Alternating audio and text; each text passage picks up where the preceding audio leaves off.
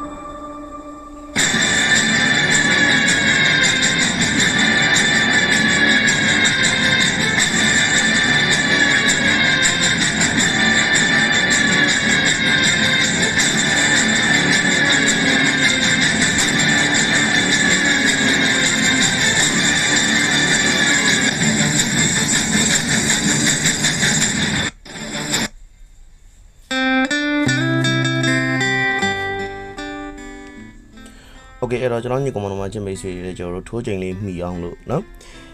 အဲ့တော့ subscribe မနှိပ်ရသေးတဲ့ချင်းမိတ်ဆွေတွေနဲ့ကျွန်တော်တို့ subscribe နှိပ်သွားပေးပါအဲ့တော့ကနန်းထုတ်ကွက်မထုတ်တတ်တဲ့ချင်းမိတ်ဆွေတွေအတွက်ကိုဒါကျွန်တော်တို့ကနန်းလေးတွေတင်ပေးထားတယ်နော်အကွက်ရတော့များပါတယ်15ကွက်ရှိတယ်နော်အားလိုက်ရင်တော့ကျွန်တော်တို့ဟိုလောက်ချီမှာပေါ့15ကွက်ဆိုတော့30ပေါ့နော်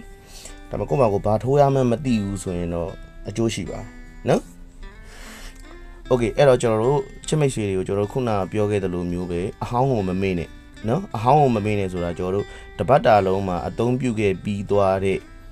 ထွက်ပြီးသွားတဲ့ကဏ္ဍလေးတွေကိုလည်းကျွန်တော်တို့မမေ့နဲ့နော်အဲ့တော့ဒီနေ့အတွက်ဈေးကွက်ပိုင်းလေးကိုကျွန်တော်ပြောပြမယ်ဒီနေ့အတွက်ဈေးကွက်ပိုင်းကကျွန်တော်တို့835ထပ်ပြောပြပါမယ်ဒီနေ့အတွက်21ရက်8လ2020နဲ့ရှောက်နေ့လယ်12နာရီ10မိနစ်အတွက်ထိုင်းဗီယက်နမ်ဈေးကွက် point ဒီ835နော်805ထပ်ပြောပေးပါမယ်835ဖြစ်ပါတယ်နော်နောက်ထပ်ပြောပေးမယ်835နော်အဲ့ဒါလေးဈေးကွက် point လေးဖြစ်ပါတယ်အဲ့တော့ကျွန်တော်တို့အသုံးတက်မယ်ထင်းတဲ့ညီကောင်မောင်တို့မှချစ်မိတ်ဆွေတွေအကျိုးရှိပါစေအားလုံးကျေးဇူးတင်ပါတယ်အဲ့တော့ကျွန်တော်တို့ညနေအတွက်နော်ညနေအတွက်ကျွန်တော်တို့ရောင်းကနန်းညနေအတွက်ကျွန်တော်တကြိမ်စာပတ်တီးညနေအတွက်တကြိမ်စာထိတ်ဝယ်ယူခြင်းနဲ့ညီကောင်မောင်တို့မှချစ်မိတ်ဆွေတွေအနေနဲ့39ကို9632334 Viber ကိုသာလျင်ဆက်သွယ်ပြီးတော့ဝယ်ယူနိုင်ပါတယ်အဲ့တော့ညနေအတွက်ကိုကျွန်တော်တို့2နိုင်ခွဲဆိုရင်အဝယ်ပိတ်ပါတယ်ဗျာနော်တခါလေးပြောပြလိုက်ပါတယ်ညနေအတွက်ကို2နိုင်ခွဲဆိုရင်အဝယ်ပိတ်ပါတယ်အားလုံးကျေးဇူးတင်ပါတယ်အဲ့တော့ဒီမနက်မှာကျွန်တော်ညီကောင်မောင်တို့မှချစ်မိတ်ဆွေတွေကံကောင်းကြပါစေနော်အဲ့တော့ကျွန်တော်ထပ်ပြောပေးမယ်နော်ဒီနေ့အတွက်ဆိုတာဒီနေ့လေအတွက်ဈေးကွက် point ဒီ835805ဖြစ်ပါတယ်ကျေးဇူးတင်ပါတယ်နော်